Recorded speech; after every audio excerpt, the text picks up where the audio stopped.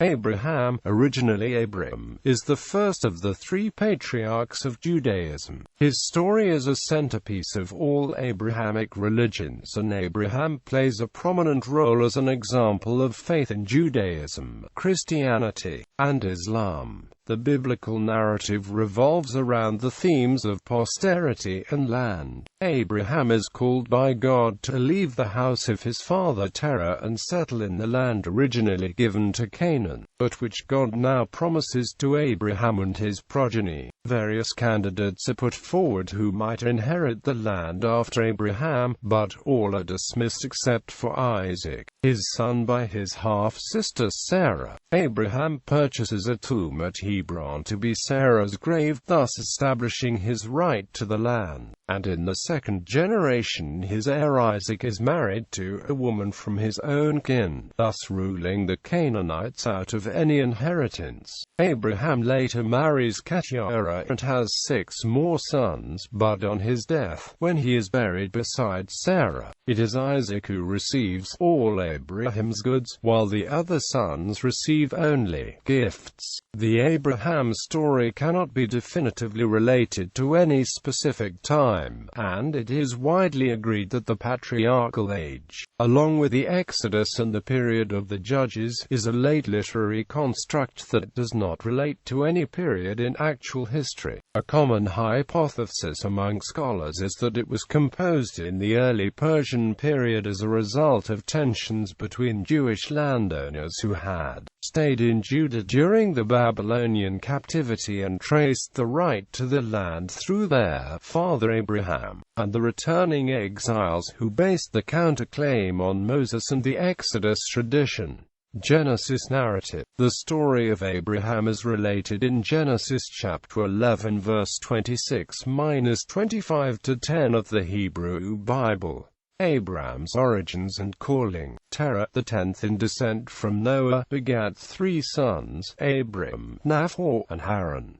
Haran begat Lot, and died in his native city, Ur of the Chaldees. Abram married Sarai, who was barren. Terah, with Abram, Sarai, and Lot, then departed for Canaan, but settled in a place named Haran, where Terah died at the age of 205. God had told Abram to leave his country and kindred and go to a land that he would show him, and promised to make of him a great nation, bless him, make his name great, bless them that bless him, and curse he who may curse him. Abram was 75 years old when he left Haran with his wife Sarai, his nephew Lot, and the substance and souls that they had acquired, and traveled to Shechem in Canaan. Abram and Sarai. There was a severe famine in the land of Canaan, so that Abram and Lot and the households traveled south to Egypt. On the way Abram told his wife Sarai to say that she was his sister, so that the Egyptians would not kill him. When they entered Egypt, the Pharaoh's officials praised Sarai's beauty to Pharaoh, and she was taken into his palace.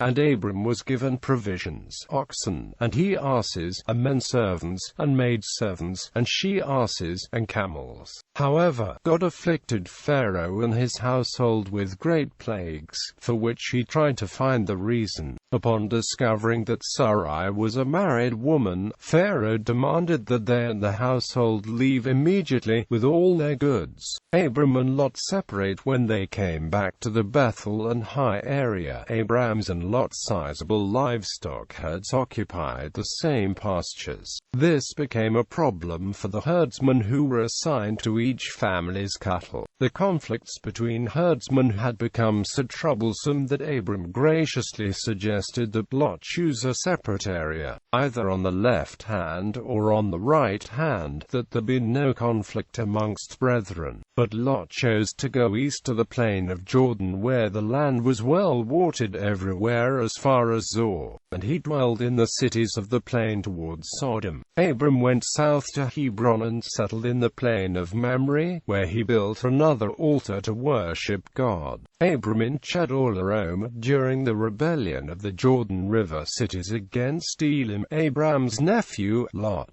was taken prisoner along with his entire household by the invading Elamite forces. The Elamite army came to collect the spoils of war after having just defeated the king of Sodom's armies. Lot and his family, at the time, were settled on the outskirts of the kingdom of Sodom, which made them a visible target. One person who escaped capture came and told Abram what happened.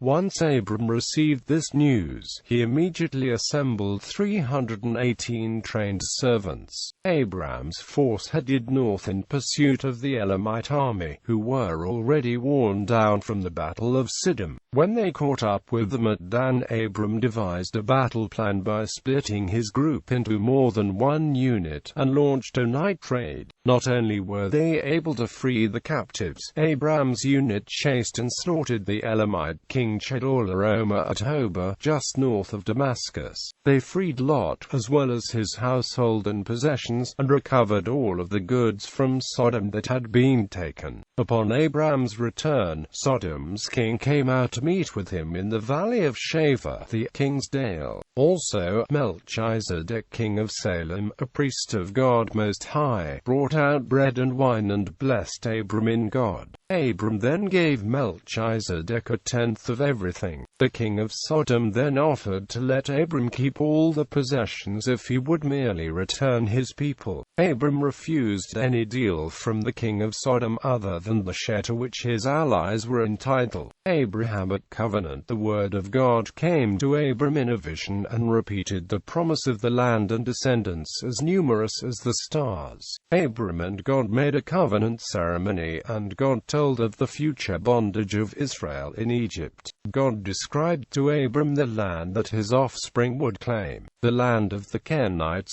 Kenizzites, Cadmonites, Hittites, Perizzites, Rephaims, Amorites, Canaanites, Girgashites, and Jebusites. Abram and Hagar. Abram in Sarai tried to make sense of how he would become a progenitor of nations, since, after 10 years of living in Canaan, no child had been born. Sarai then offered her Egyptian handmaiden, Hagar, for Abram to consort with so that he may have a child by her as his wife. After Hagar found she was pregnant, she began to despise her mistress Sarai.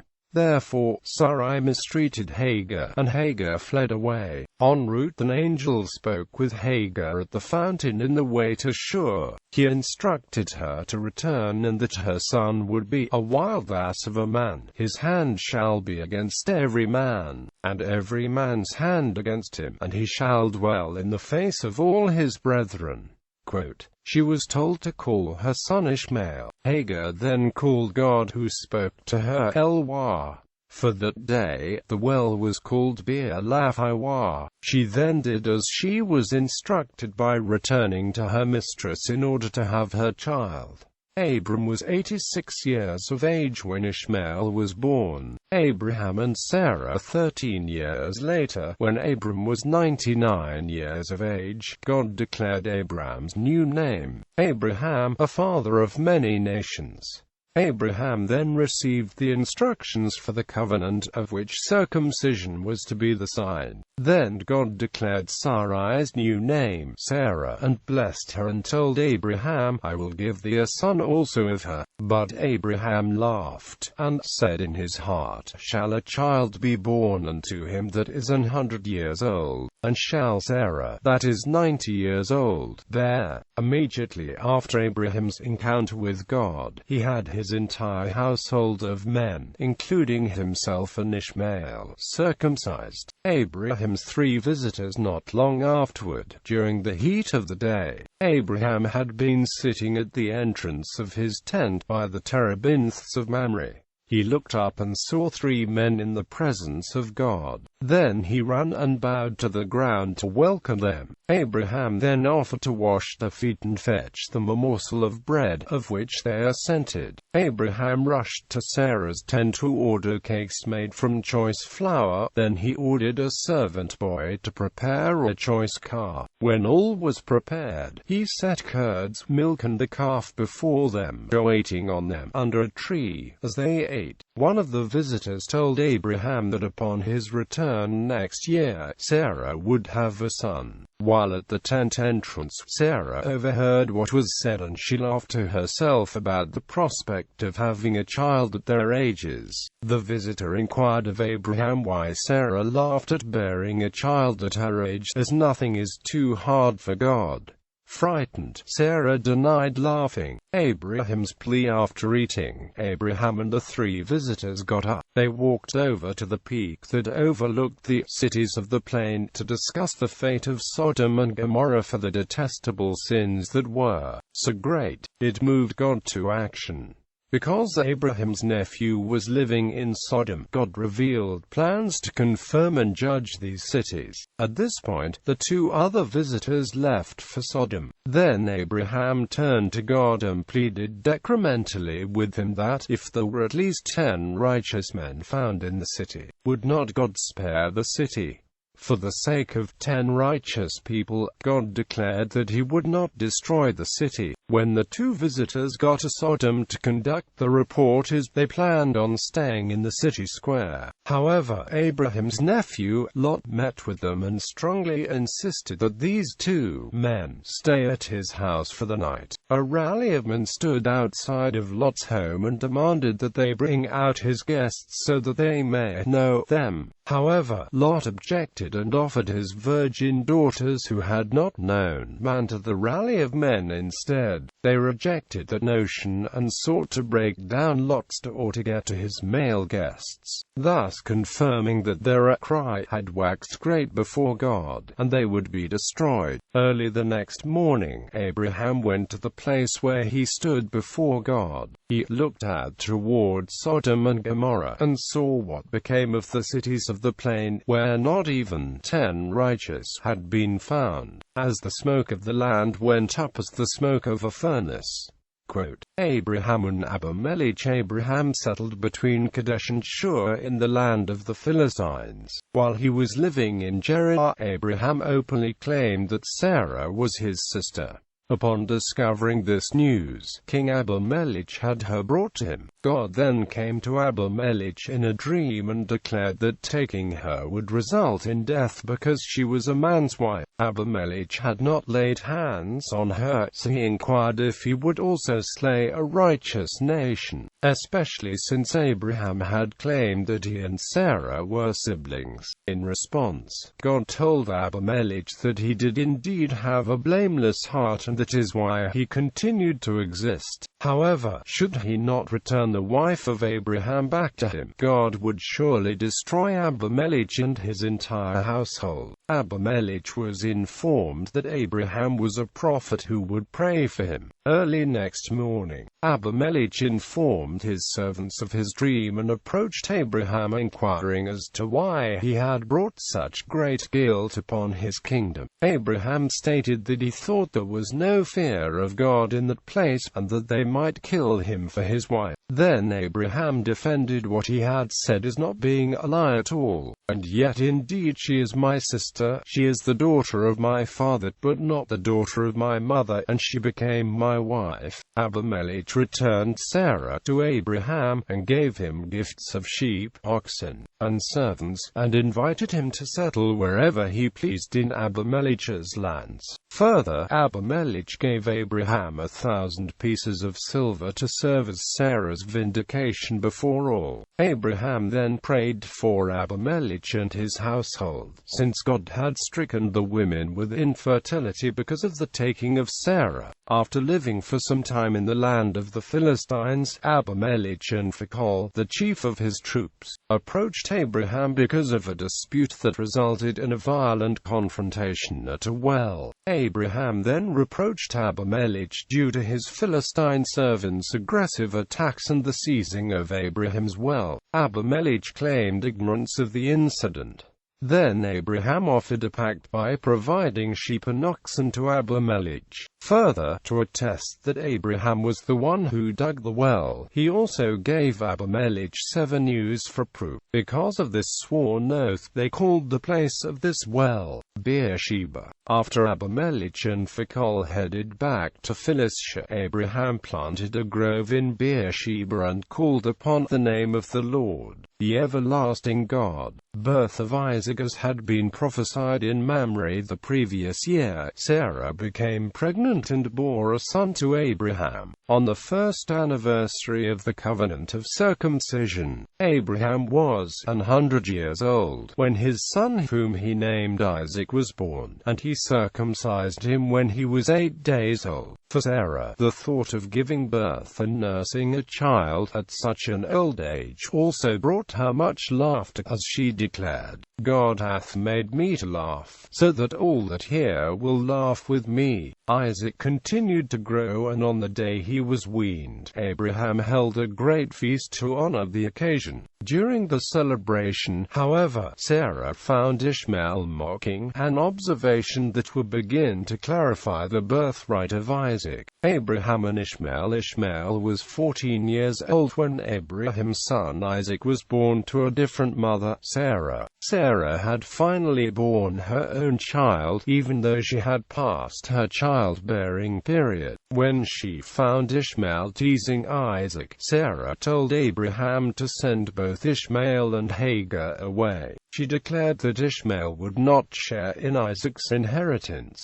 Abraham was greatly distressed by his wife's words and sought the advice of his God. God told Abraham not to be distressed but to do as his wife commanded. God reassured Abraham that, in Isaac shall seed be called to thee. He also said that Ishmael would make a nation, because he is thy seed. Early the next morning, Abraham brought Hagar and Ishmael out together. He gave her bread and water and sent them away. The two wandered in the wilderness of Beersheba until her bottle of water was completely consumed. In a moment of despair, she burst into tears. After God heard the boy's voice, an angel of the Lord confirmed to Hagar that he would become a great nation. A well of water then appeared so that it saved the lives. As the boy grew, he became a skilled archer living in the wilderness of Paran. Eventually his mother found a wife for Ishmael from her home country, the land of Egypt. Abraham and Isaac. At some point in Isaac's youth, Abraham was commanded by God to offer his son up as a sacrifice in the land of Moriah. The patriarch traveled 3 days until he came to the mount that God told him of. He commanded the servants to remain while he and Isaac proceeded alone into the mount. Isaac carried the wood upon which he would be sacrificed. Along the way, Isaac asked his father where the animal for the burnt offering was, to which Abraham replied, God will provide himself a lamb for a burnt offering. Just as Abraham was about to sacrifice his son, he was interrupted by the angel of the Lord, and he saw behind him a ram caught in a thicket by his horns, which he sacrificed instead of his son. For his obedience he received another promise of numerous descendants and abundant prosperity.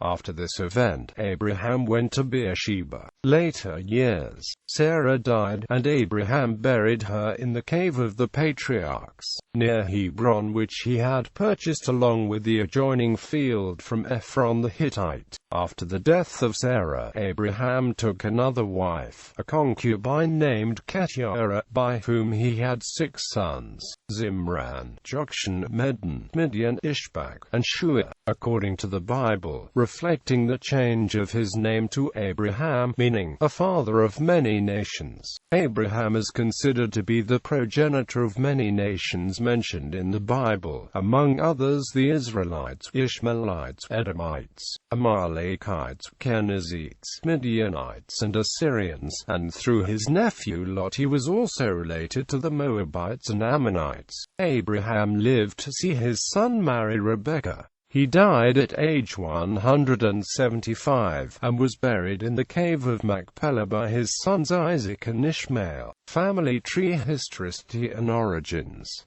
historicity in the early and middle 20th century. Leading archaeologists such as William F. Albright and biblical scholars such as Albrecht Holt believed that the patriarchs and matriarchs were either real individuals or believable composites of people who lived in the patriarchal age, the second millennium BCE. But, in the 1970s, new arguments concerning Israel's past and the biblical texts challenged these views. These arguments can be found in Thomas L. Thompson's The Historicity of the Patriarchal Narratives, and John Van Setter's Abraham in History and Tradition. Thompson, a literary scholar, based his argument on archaeology and ancient texts. His thesis centered on the lack of compelling evidence that the patriarchs lived in the second millennium BCE, and noted how certain biblical texts reflected first millennium conditions and concerns. Van Setters examined the patriarchal stories and argued that the names social milieu and messages strongly suggested that they were Iron Age creations.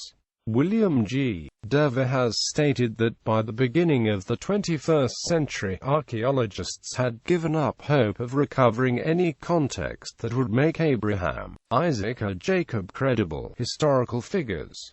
Origins of the narrative. Abraham's name is apparently very ancient, as the tradition found in Genesis no longer understands its original meaning. The story, like those of the other patriarchs, most likely had substantial oral prehistory. At some stage the oral traditions became part of the written tradition of the Pentateuch. A majority of scholars believes this stage belongs to the Persian period, roughly 520–320 BCE.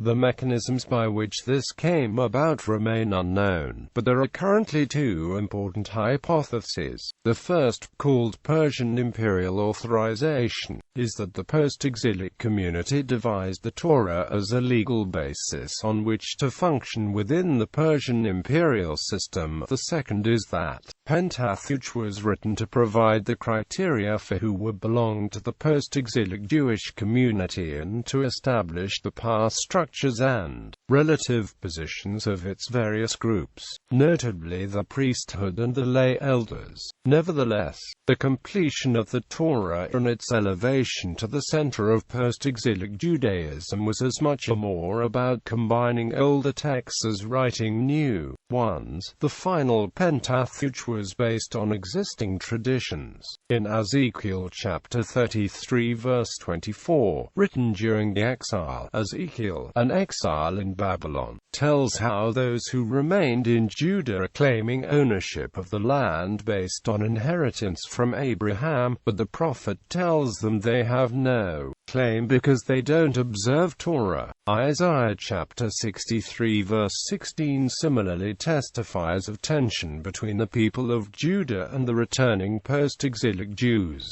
stating that God is the father of Israel and that Israel's history begins with the Exodus and not with Abraham. The conclusion to be inferred from this and similar evidence is that the figure of Abraham must have been preeminent among the great landowners of Judah at the time of the exile and after, serving to support their claims to the land in opposition to those of the returning exiles.